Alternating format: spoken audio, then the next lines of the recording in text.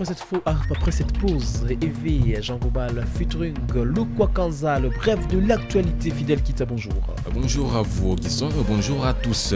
Vital Kamere dit qu'ils ont réussi avec le bureau du dialogue à obtenir la date précise des élections et préserver la paix en RDC. L'RCD travaille au président Joseph Kabila qui a d'ailleurs demandé qu'on lui présente le comité de suivi de l'accord du dialogue. Le président de l'INC dit que l'essentiel n'est pas le poste de premier ministre, mais plutôt travailler pour les pays. Et si c'est lui qui est choisi pour conduire la primature après les dialogues, il n'y voit pas d'inconvénient. Le président des lignes des corporations des motards félicite le gouvernement provincial et les maires de la ville de Goma qui ont positivement répondu aux soucis des motards et des chauffeurs de taxis à cause de la hausse du prix du carburant.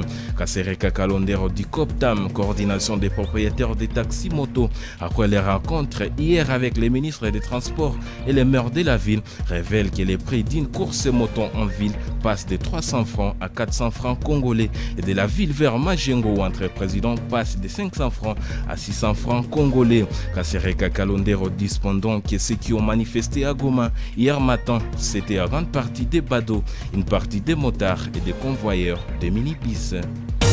Les ministres provinciaux des Transports et les maires de la ville de Goma vont recevoir ce mardi les propriétaires de minibus et Transville après les motards hier lundi. Il sera question de réglementer les transports et préparer un arrêté urbain qui fixe les prix selon les axes.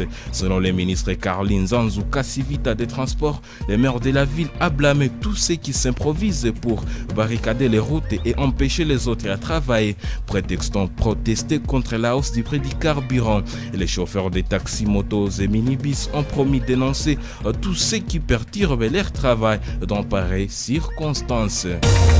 Certains clients des Mekreko Kosek ont commencé à exprimer leurs craintes dans la ville de Goma. Hier lundi, il n'a pas eu de retrait au guichet de la ville et au Mekre Mabanga. Un communiqué datant du 22 octobre 2016 est signé par ordre à la place du président du conseil d'administration Cléon Mufungizi.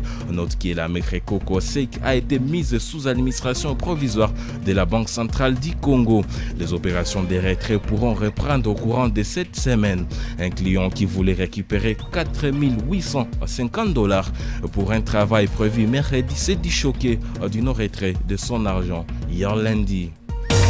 La société civile de Butembo s'est dit confuse sur l'identité réelle de la secte politico-militaire Corps du Christ. Cette secte qui précédait une colline de Butembo appelée Mont Carmel, dirigée par le pasteur David Mourata et qui se bat contre les FARDC avec de lance-pierres et des flèches, semble cacher sa vraie identité. Tantôt appelée Coalition nationale du peuple pour la souveraineté du Congo par son porte-parole Joseph Sikimwambe, la secte Corps du Christ continue à intriguer. Le président de la société civile de Butembo, l'abbé Telesphore Malonga, dit qu'il est encore difficile d'identifier cette secte qui se dit chrétienne mais curieusement tatoue les jeunes pour les transformer en maï-maï. Il voudrait bien rencontrer leur chef, le pasteur David Mourata, pour découvrir leur vraie identité. Kivu 1, la radio à regarder.